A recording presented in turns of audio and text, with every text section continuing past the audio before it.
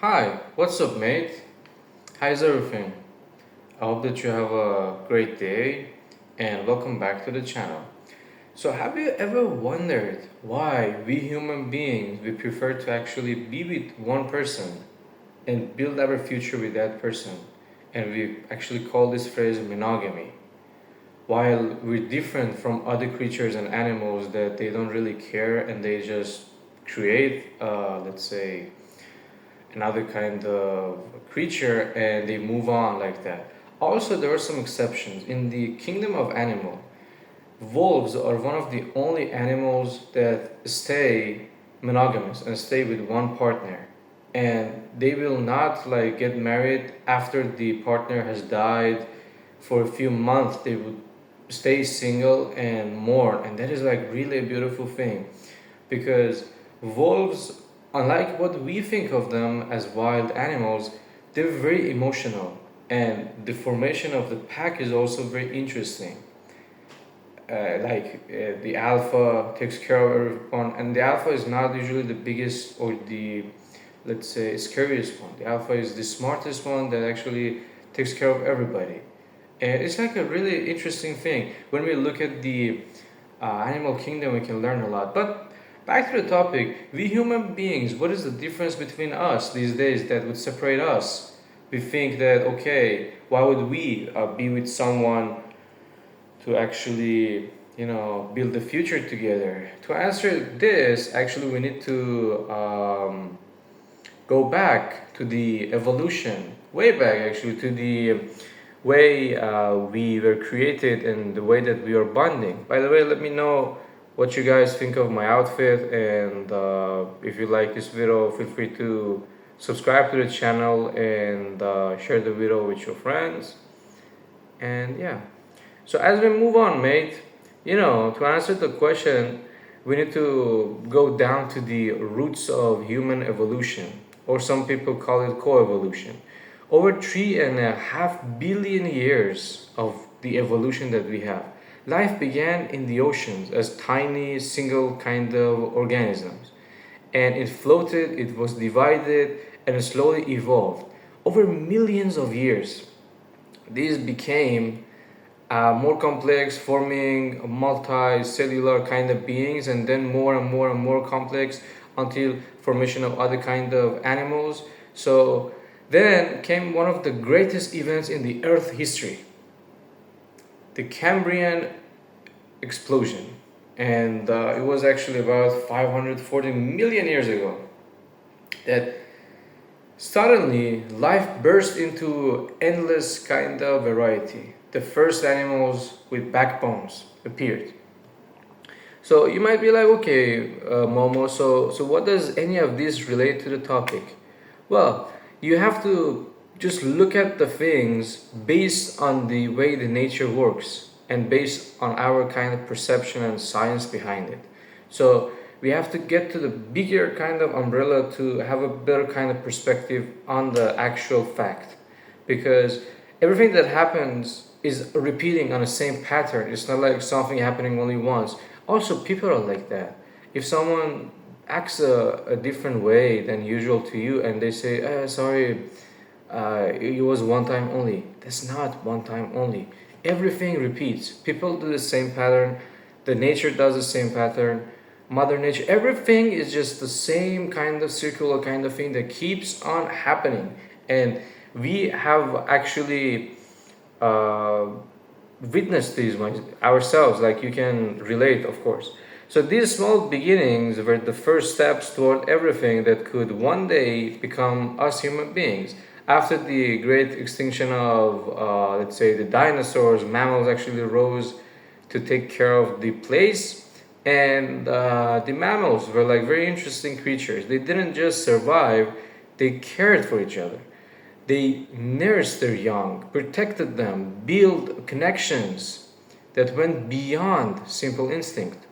Speaking of the mammals, from that need to care, something truly human began to take shape, and the desire to bond, to stay, to love. So these mammals, speaking of like primal kind of creatures, Each of these species developed its own unique way of living and also loving. For them, for example, the chimpanzees, they built male dominated societies where there's the hierarchy of power, so the top male, the alpha male, would be taking care of the place. It's a very usual thing.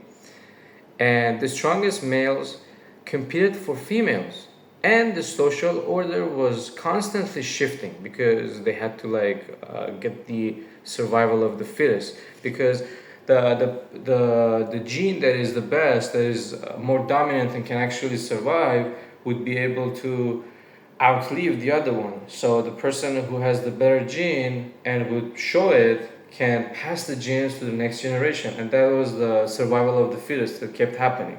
But you might be like, okay, so any of these, how do they relate to these days? Well, this is the roots of the ancient kind of way that things used to happen. And if you look at it right now, chimpanzees also used this kind of intimacy to get closer to each other, to bond, and to actually love each other, like to take care of each other. And that's a very interesting aspect that most people do not actually even look at. So, these two species, chimpanzees and bonobos, reveal two sides of our human nature: conflict and compassion. So, dominance and empathy. The very focuses that still shape our relationships even today, which is really an interesting fact. So, as early humans evolved, survival depended on teamwork. Raising a child alone was nearly impossible. Babies need years to care, and that's why pair bonding, the act of staying with the partner together, became so important. And also, if you look at the animal kingdom, some animals' children don't need much taking care of or much nurture. That shows that they're ready to go. They get for example, if you look at different animals, like a giraffe giving birth to another kind of giraffe. The baby giraffe would first struggle to walk, but then would be able to walk after a few hours. But human beings are not like that. A human baby infant needs months of taking care in an isolated area, because that creature is really prone to a lot of things happening. So it's a very fragile thing. They need to take care of him. And also, there's a scenario that through the evolution, the pregnancy period has decreased, and our ancestors used to actually have babies that were more advanced and resilient, and they could survive. And when they were born, because of the harsh condition, they could survive better. But because of these days that we are all living in apartments, so our genes have become like this, that the children are becoming weaker. I don't know if you heard that or not, but there's also evidence that our primal ancestors used to be much bigger than us and stronger in terms of the physical characteristics. And that kind of makes sense, because it's like a muscle. If you don't use it, you're gonna lose it. And before, we used to be really physical. Our ancestors, they were farmers. They had to take care of themselves. They had to go hunting, man. Come on, going for hunting. These days, imagine running a few miles to just catch an animal. It's not really an easy thing. We just go to supermarkets and choose what type of food we like, and we just swipe the card and done. But it was not the same story back then. They had to be the hunter gatherers, and they had to take care of everything, which is a very interesting shift in the human history. So when two parents stayed together, their children had a better chance to live. And when humans began to settle down, they had to farm and build communities. Long-term partnership made even more sense at that time. Did you follow, guys? Because it's a really interesting story. Sharing resources, protecting territory, raising children, it all worked better when you trust and are stable with the existence of a group of people, like a community type, between you form an alliance between two people, partners, when they are together, they can rely on each other's kind of resources, or they can like make up their deficiencies. They can cover each other up, and that's exactly what used to happen.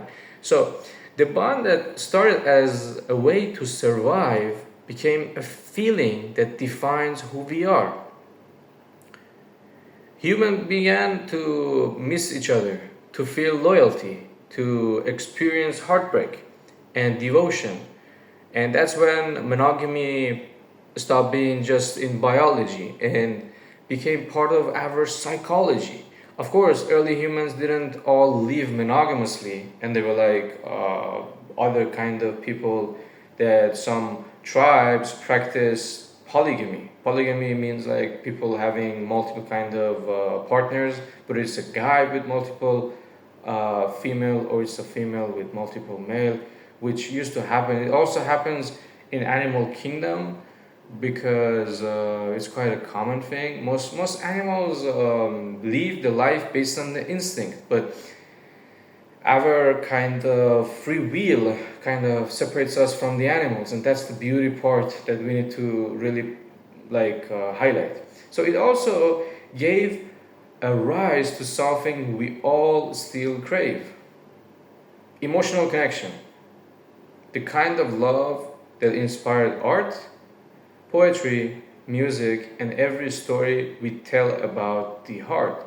So the next time someone says love is just chemistry, remember that it's much more than that. Love is the product of billions of years of evolution. It's biology, it's in our instinct, it's in our kind of DNA. And it's a very beautiful thing. It's also a choice that we make as we want to the people that kind of touch our heart in a deep level. And it's like the memory, it's the hope for building something greater.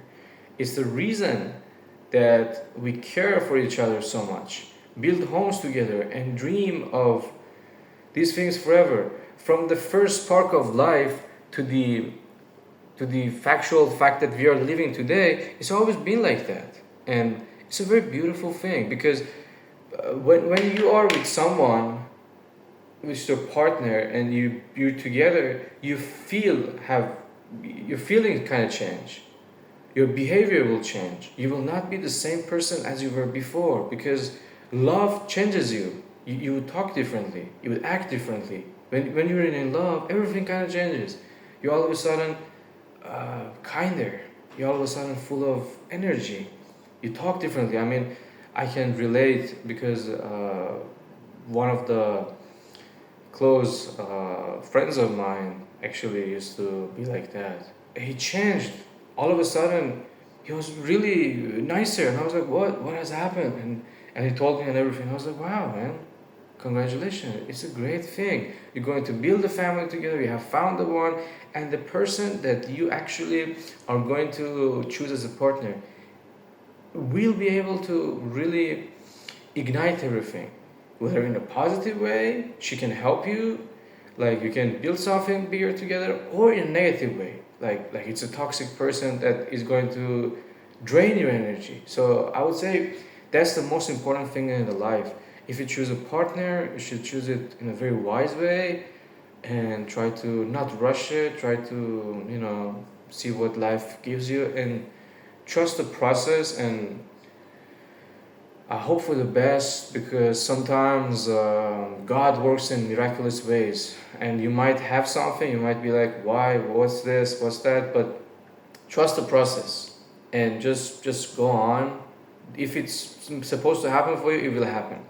So if there's one point that I would like to give you guys and leave from this video, is the fact that if you want to actually understand something, whether it's a question, or for example you say, okay, it's about, for example, this pair of sunglasses, that usually is not the actual question. The question is beyond the sentence itself. You should learn the skill of reading between the lines, learning the nonverbal communication. These things would separate you from other people, and then you can outsmart them, and it's a very beautiful thing, because Most people, they would look at the thing and they would be like, okay, this is the thing. But usually the fact is that when something happens, there is a psychological thing that kind of justifies it. So when you're outside and you see someone acting in a different way, you should be like, okay, there's a story that I don't know. And most people do not share with you the personal stories. But when you hear the stories, that would justify their actions and everything. So that's what I would like to leave it with you guys. And if you like the video, feel free to like subscribe to our channel, like the video, and it would really, make me understand that you guys are interested in these types of topics, because I really study a lot for these videos and I try to do extensive research. So everything that I say, I would be very confident that is okay. And the parts that I don't know, I would say, okay, this is my personal opinion based on my personal experience. And you guys can relate or say that it's not very true, which is completely fine. And if you like this video, you probably like one of these two videos that pop up. And yeah, until the next one, mate, have a good one. Yeah.